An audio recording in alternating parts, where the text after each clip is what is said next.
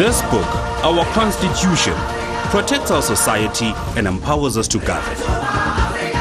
The Protea leaves are us, the people, who freely elect our voices in Parliament. The drum calls the people of Parliament, through whom we govern together. And the sun is our country, healing our past, improving our lives, and energizing our potential. Together, our Constitution, our people, our Parliament, and our country are building our great South African nation. Parliament TV, Channel 408 on DSTV. Welcome to Parliament TV and thank you for joining us. We are live at the Parliamentary Studio in Cape Town. I am Tepo Mori. As the custodian of democracy, Parliament's role and ultimate outcome is to represent the people and ensure government by the people under the Constitution. By exercising oversight, holding the executive to account, and improving public participation and involvement, Parliament is aware of the socio-economic issues in South Africa, such as high unemployment rates, poverty, social inequality, and inadequate public service access. Parliament strives to develop policies, create laws, and provide solutions to eradicate these issues. One of the agencies that Parliament uses to advance solutions is the Parliamentary Budget Office, or the PBO in short. Let's take a look at what the Parliamentary Budget Office does and what it is.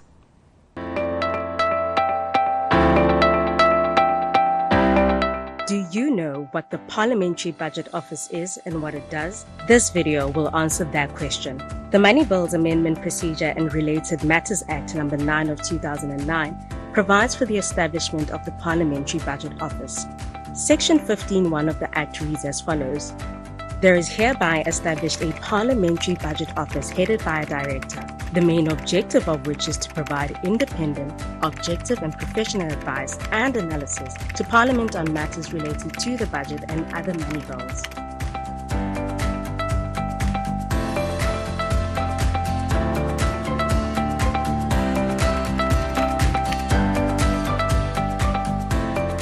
So, what are the functions of the Parliamentary Budget Office?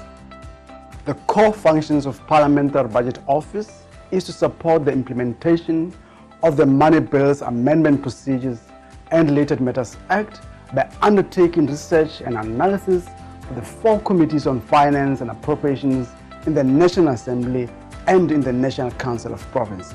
The Parliamentary Budget Office provides an annual reviews and analysis of the documentations tabled in Parliament by the Executive in terms of the Money Bills Act.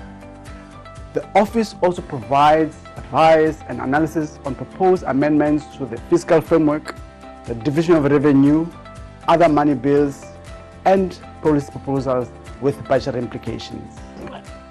Additionally, the Parliamentary Budget Office monitors and synthesizes matters with budget implication tabled and adopted in the Houses, with particular emphasis on reports by other committees.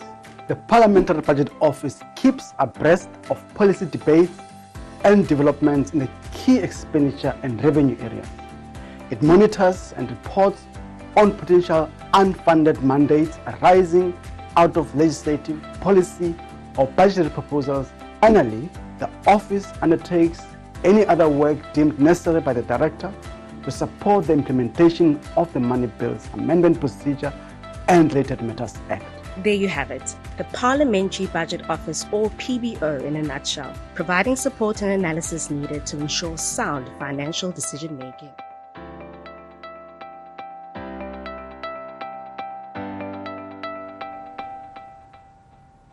On Thursday and Friday, the 17th and 18th of October 2024, the Parliamentary Budget Office, in partnership with the Multidimensional Poverty Peer Network, hosted a 2-day hybrid roundtable discussion to enhance members of Parliament's capacity in using the Multidimensional Poverty Index for oversight purposes. The Multidimensional Poverty Peer Network is a growing global community of 64 countries and 20 organizations that focuses on multidimensional poverty. The network provides South-South dialogue, capacity building, and access to a repository of experiences and lessons learned about measuring multidimensional poverty. The event aligns with Parliament's commitment to eradicate poverty, and endeavours to stimulate national dialogue on tailored approaches to tackle poverty in South Africa. The roundtable discussion included experts in various fields, members of parliament, and keynote speakers from the likes of Statistics South Africa, United Nations Human Rights, and the AU Agenda 2063, to mention a few. To discuss the purpose and the outcomes of the roundtable discussion, we are joined by Dr. Dumisani Jantjies, the Director of the Parliamentary Budget Office. Thank you so much for joining us, Dr. Jantjies. Thank you so much for having me, Tsepo. Much appreciated. Now, Dr. Jantjies, of course, this was a huge event, and we just want to know what were the primary objectives of the roundtable discussion. Thank you for the opportunity to be here. Look, I think firstly, I'll start by saying the 17th of October annually, it's a United Nations Day of International Day of Eradication of Poverty. So we felt it was a very good opportunity to set up these discussions around that day. Largely was about looking at where we are, South Africa, particularly around the 7th administration of Parliament at its inception. But I think looking at 30 years horizon to say, first 5 years of democracy was largely around destabilizing the apartheid system. And then post then we had a situation where we started putting the measures in place to deliver services, and we've seen a lot of improvement on that. But I think post that time, we've seen a lot of progress, yet slowing progress in dealing with socio-economic challenges in South African context. So the meeting last week has to take that long-term view and say where we are, how as a PBO we go up to support Parliament in looking foresight to say these are the tools and mechanisms that Parliament could use as part of addressing socio-economic issues, particularly using the budget to say Parliament approves budget every year. And is it really budget leading to improvement in the socio-economic issue, particularly poverty in its multidimensional facets?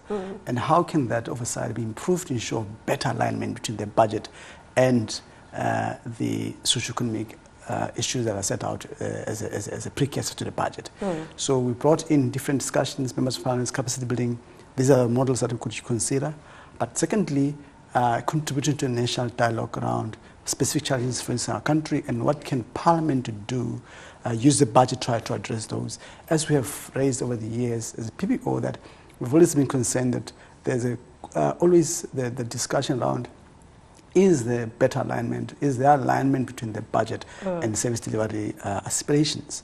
And we've seen alignment broadly, but there's areas where there has been very strong alignment, which in our view, and models like this could also enhance oversight in that regard. Right. You've answered two of my questions in one go. Now, we've mentioned that the roundtable, of course, it included experts from your Statistics SA and the United Nations Human Rights. What were some of the inputs from these experts and everybody else that was involved in the roundtable? I think there were quite a variety of inputs coming through, but I think there was a lot of appreciations because I think we brought different categories. We've got members of Parliament, people from labor, business, community, academia, and civil society. So I think there was a broader realization the importance of Parliament in really providing leadership in addressing socio-economic issues, but also the use of data. Because one of the issues that we have raised as well to say, when the budget is presented in Parliament, there has to be a way where we measure whether how likely this budget to improve on economic development and social development and also the public finance position.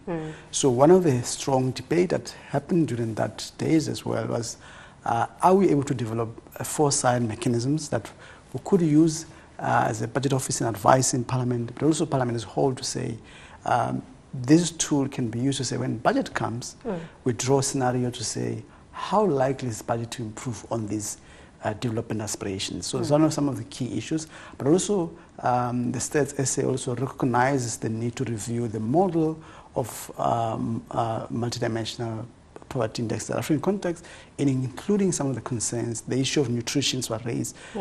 Are we measuring nutrition? Because there's a bit of concerns about hunger in our country, and also for kids as well in school. So there were quite a lot of issues, but I think I highlight those few, some of the areas that was covered in the discussion. Of course, the unemployment rate in South Africa is one of the biggest socio-economic issues that affects the youth of South Africa. It creates a snowball effect of poverty and limited access to quality public services. Let's have a look at what Ms. Nontsikelelo Makaula from the National Youth Development Agency had to say about the roundtable discussion. Stay tuned.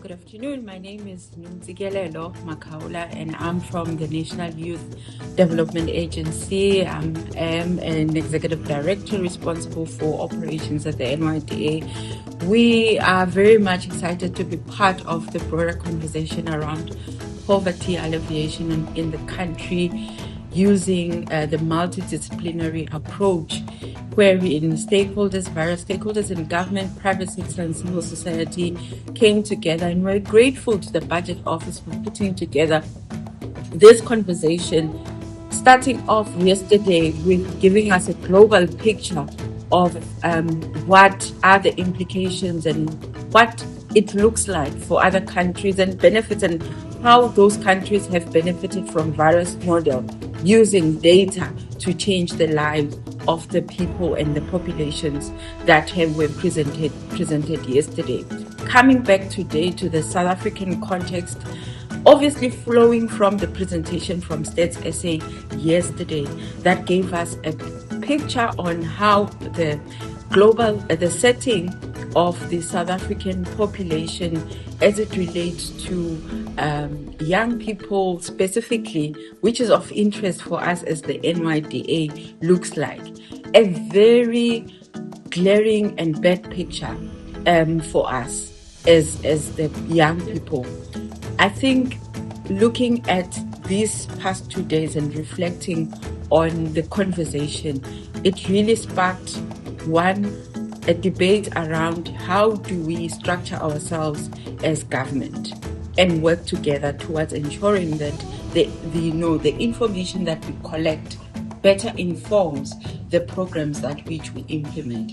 This then is an ideology that speaks to the presentation from Prof. Pani that he correctly put to say that the young person that is born today, a child that is born today, where do we see that young person in 30 years' time?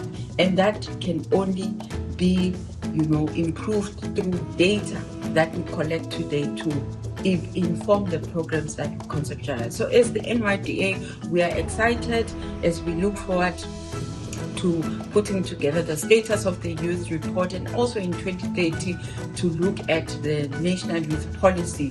This conversation will obviously inform some of the things that we are going to be doing in the future. Thank you very much, and we are looking forward to the conversations as they do not end today.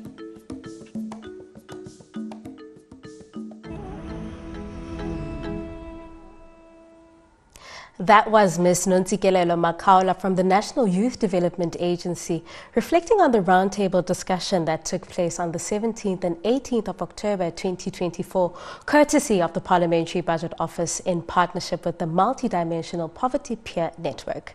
You're still watching Parliament TV, and if you've just joined us, welcome.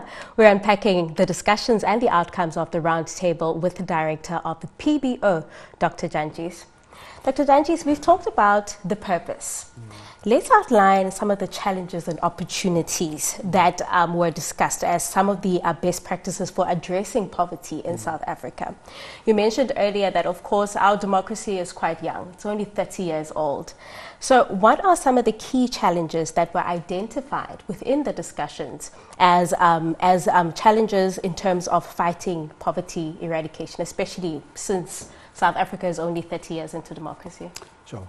There are a lot of discussions that came up, but one of the staggering issues that came out quite strongly was the issue of the use of data.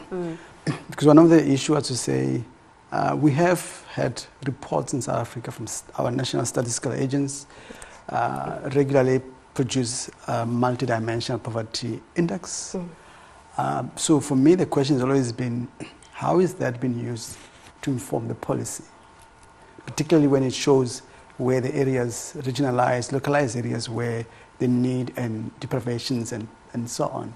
So that for me was a big point to say, how does that get used in the policy space, or in a simple way, how has that been institutionalized as part of the planning process of government, but also maybe as planning process of parliament to say, what we do when we provide budget analysis, we often provide a status quo to say, this is what the situation is in society.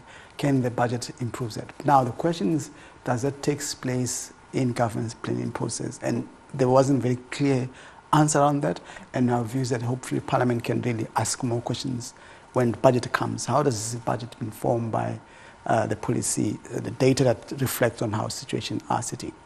But also the issue of inclusive discussions around how do we make sure that the inputs that come from different sectors of society are taken into account as part of realizing the challenges or dealing with the challenges. That's also another big issue, which I know in Parliament we have a very clear public participation process, but how do we make sure that the inputs that come into that, from that conversation, really filters into the process of realizing the problem? And of course, there's also the debate around the funding. Is a proper funding is very aligned to the areas that needs to be aligned to.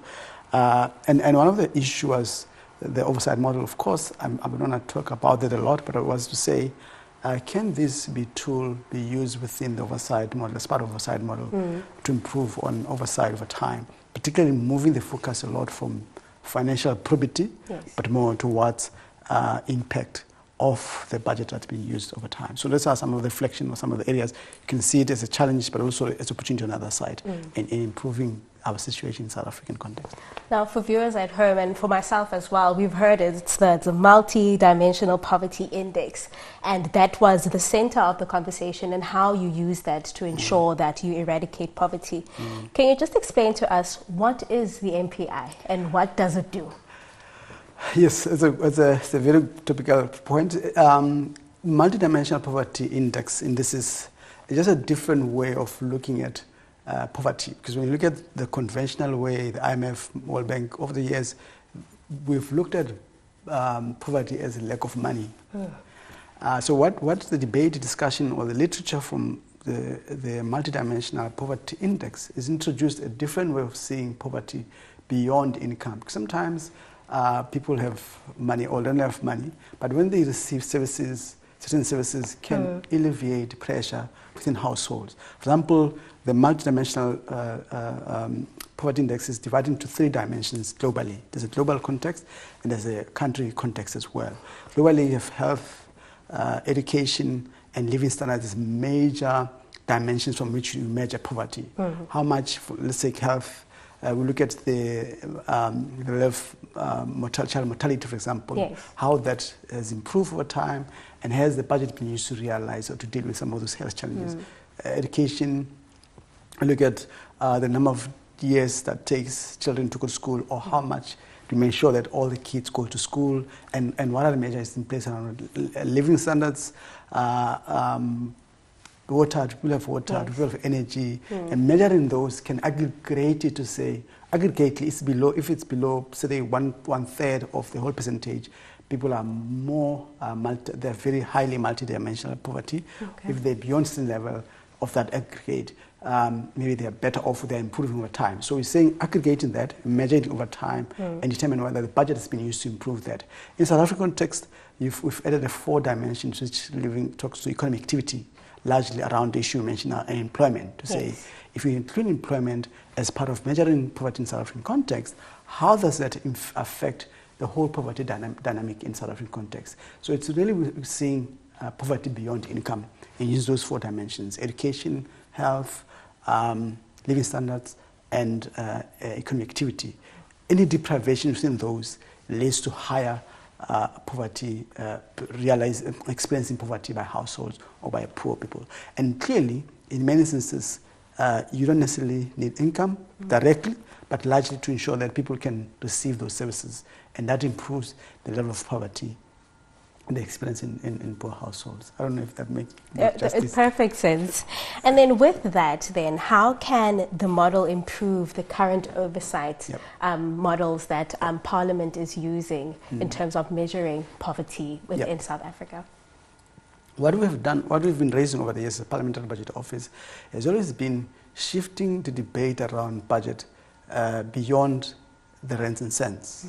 Because our view is that Parliament's concern is more about the impact. When you listen to members, executive authority, it's really about the impact. So our view is that then when the oversight model uses this as a foresight tool to say, okay, there is a multidimensional poverty indices which will tell us the status of poverty today. And can we use it as a foresight for oversight to say, if we have a budget of this much, this is what it means over a 5 years term, we'll see poverty declining and so on. Then over the years, we have to get that update as an oversight model to say, government, don't tell us you've achieved 65 targets, what have you. Tell us how that has improved on these dimensions of poverty. And then, as an oversight model, now in our analysis as PBO, we can provide that analysis that says, this is how this is likely to improve the poverty, or it's not going to improve, and we provide that analysis, and Parliament can take that analysis to government and say, hang on, you are providing budget, but you are cutting spending on education, you are cutting spending on health. That will worsen poverty in our economy. How are we going to improve on that, and so on? You know, that's in a way how we can improve oversight, which in our sense, in our view, we've had oversight model, but it has not had that specific tool that can show the impact, how it likes to improve over time. So we're hoping that debate can really stimulate members to want more of that. And hopefully Parliamentary Budget Office can provide such analysis. Great. Now, speaking of the Multidimensional Poverty Index as an oversight mechanism that will produce tangible results, let's look at former statistician Dr. Balili Hohla reflecting on the two-day roundtable discussion. Stay tuned.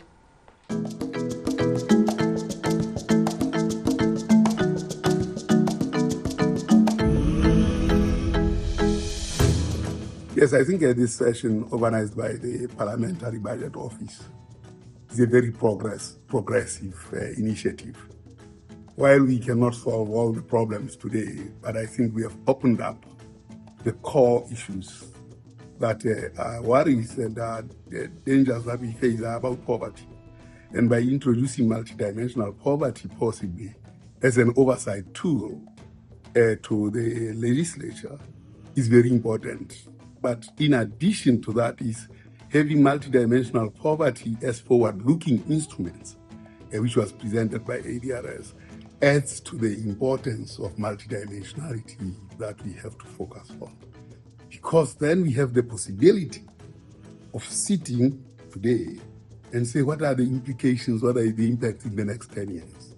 And the modeling capability that is there in the tools that were presented here shows that that is possible.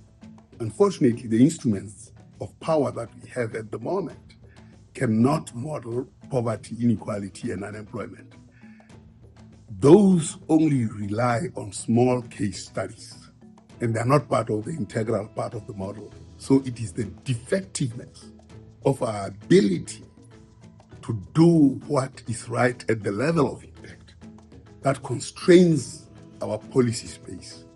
Introducing these two instruments, and they're being discussed today by the PBO, can enlighten and enlarge the scope of work that those who have oversight can now actually have foresight. That is the significant change that has to be done, and that can only be done by instruments that have the possibility of making multidimensional poverty measures as a foresight attribute.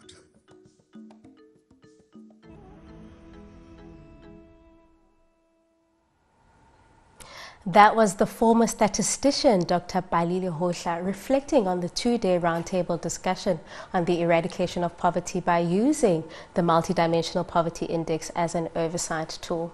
We're still in conversation with the director of the PBO, Dr. Jantjies, who has shared some of the identified challenges, ideas and tools that were shared during the discussions around the eradication of poverty in South Africa. Now, Dr. Jantjies, we've already talked about the purpose of the roundtable discussion. We've talked about the challenges, especially within a democracy as young as ours, and some of the challenges including how the use of data and how that can be good in terms of the outcomes and Parliament using it as an oversight tool going forward. Let's talk about the outcomes of these conversations that were had. So the roundtable has taken place. What are some of the highlights and the outcomes of it? Look, I think firstly, maybe let me also classify this as this was a precursor to the broader meeting that we wanted to host, where we decided to postpone to next year or other years, depending on the discussions. But also it was very good when we listened to members, quite encouraged. They said they want this kind of discussion to take place regularly, particularly when they want to measure whether the progress has taken place. And that, we feel like that came out quite strongly as instruction. But also, South Africa has made national and international commitments in reducing poverty.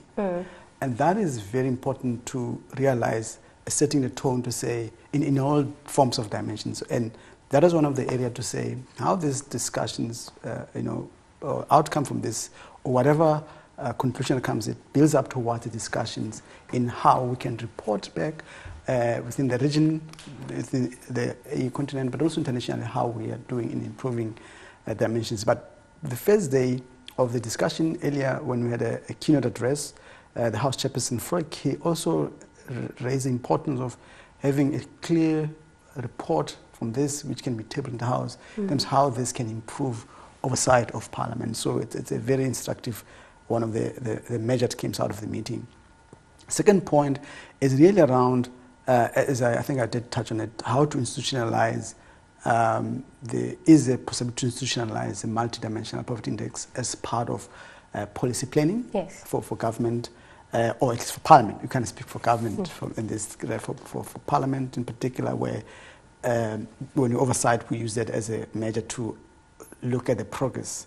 One of the second point was the data. You mentioned data. How we need to make sure that the data is reliable, because there has been debate around data is reliable, and how you should make sure that there's proper resource allocation in particular space. Our colleague from Stats SA also emphasized the importance of the currently going through a process of reviewing that. And the debate was saying, then what's the point of discussion if we're saying the data is still being reviewed, which is very important. And there was a lot of encouragement to say, let's make sure there's a better allocation of resources to ensure that the data is readily available and is more directly used by government in realizing or in assessing whether the policy has been realized. Thirdly, there was the issue of collectiveness or proper involvement of all the stakeholders in the process. Because the question has always been, what is the role of business? What was very interesting about this discussion, it was how much the business community, a lot of mining, a lot of business, there's a colleagues from business in South Africa, how much are quite keen to be involved in the process of resolving South African issues. And that goes into the second question where I was about to ask, whether there'll be more partnerships and collaborations in ensuring that this outcome... Yes, there was actually a lot of quite keen interest, which it was very important, and I was saying to colleagues, that's what we wanted also, to show how much we can all hang together and work on this. I guess also it boils back to say, how do we make sure that in our oversight model, we take these views into account. I mean, as budget office, we do take these views, but broadly, we just provide oversight information within Parliament's oversight process. I think, lastly, how to make sure that the forward-looking tool is developed in a way that it informs or we provide insight to Parliament to say, with this kind of budget, we're not going to realize poverty aspiration, reduction aspirations. Some of the key things that comes to mind from the discussions. But again, as I say, is a build-up to what was initial conversation, a build-up towards more broader conversation. But I'm still very concerned that there is still a clear or a very strong divergence between the budget framework on one side and the policy plan on the other side. We're hoping this discussion can bring us much more convergence, which is very important, what we want to see in South Africa. Of course, while we were watching Dr. Lohosha in his reflection video, he did say that these aren't changes that are going to happen in a year or two, of course. So what are some of the challenges then that you anticipate will happen in implementing the outcomes of the discussion? Look, I think at the end of the day, to have an exercise like this, it requires a very clear channel to get it through to the table. That would still need more time, resources to make sure that we put all the inputs together. But I think for me, the challenge that which we've raised over the years about our oversight is the issue of follow-through. Follow-through on the commitments, follow-through on the discussion, but follow-through on improvement on oversight models and so on. That's the first thing. But again, I still think there's a good opportunity for collaborations with other research entities, but also within oversight model of Parliament as a whole. And I think if that doesn't get achieved, this process will be less beneficial if there's no better collaboration within Parliament as well. One of the concerns I had was that we wanted more of the functional committees to participate in this meeting. There wasn't many of them, but I understand the dynamics that played out. So meaning that how this process get infused into the whole oversight model will also become important for us. But what was important also was to really elevate this conversation at the executive authority level, where we seek guidance as well, which it will also be driven from that perspective. That's some of the challenges that I think, if there isn't proper integration, like a follow through, but also like a collaboration within the ecosystem, that would be difficult to see this thing through. But again, it's a build-up for the more bigger conversations, which members requested for it. Of course, you said this is a build-up. So should viewers expect that there will be more roundtable discussions, there will be more events such as this to ensure the fight against poverty is driven and everybody soldiers on to ensure that everybody in South Africa receives everything that they need? I agree with I definitely accept, because I think also the issue of awareness becomes important, because one of the discussions we've had even before, as people are saying, but okay, we didn't understand this can be one way of looking at poverty. And once we have that quite broad awareness, it becomes quite easy, okay, let's attempt this model. And I feel to a greater extent, we created some bit of awareness. The Parliament has created a bit of awareness about this workshop. And that builds up opportunity to actually improve on how we do things. So that was very important from our perspective. Thank you so much for joining us. Thanks so much. That was the Director of the Parliamentary Budget Office, Dr. Dumisani Jantjies, talking to us about the two-day roundtable discussion that was hosted by the Parliamentary Budget Office in partnership with the Multidimensional Poverty Peer Network to enhance members of Parliament's capacity in using the Multidimensional Poverty Index for oversight purposes. This is what Mr. Musi Maimane, the chairperson of the Standing Committee on Appropriations, had to say about that initiative. The conversation around poverty certainly is one that is long overdue in this country. It is our most chronic pain that we see as a society. Too many of our citizens are living below the upper poverty line, and the session today that was convened by PBO looking at multi-dimensions to poverty really assesses critically whether our citizens are able to gain education, whether our citizens are able to be food secure, whether our citizens are able to walk within the appropriate distances to healthcare, and ultimately whether they're able to find economic opportunities. And what is clear, and my reflections from today, is that one, South Africa doesn't always deploy the appropriate tools in being able to give oversight and assessment of whether we're making progress on eradicating poverty or not. And this is something that as Parliament we need to take on the table. And secondly, that we need to be deliberate in the interventions we put forward in dealing with poverty. And that's not just when you look at tools of design, not just looking at food, but also looking at education and healthcare. And that ultimately, this is a conversation that collectively as a country, we need to remind ourselves that it is a basic human right for citizens to be able to eat. And all of us collectively need to be able to be putting interventions that point us in the right direction. So a very, very challenging session, and certainly one that leaves all of us as South Africans as something to really deeply reflect on and work towards that.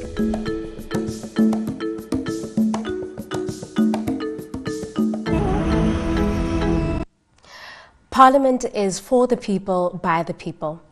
It is at the heart of South Africa's democracy and represents the democratic rights of the people, their dreams and aspirations. It is paramount that it exercises its responsibilities in an open, transparent, flexible, accountable and effective manner. The roundtable discussion hosted by the Parliamentary Budget Office in partnership with the Multidimensional Poverty Peer Network is but one of the ways in which Parliament shows its commitment to the eradication of poverty and the improvement of the lives of South Africans. For more information on the work of Parliament and the work of the Parliamentary Budget Office, visit our website at www.parliament.gov.za. To stay informed about Parliament's engagements, follow, like and subscribe on all social media networks at Parliament of RSA and have your say by joining the conversation. After all, it is your Parliament, your voice, your future. Thank you for watching Parliament TV. I am Tepo Mori. Goodbye.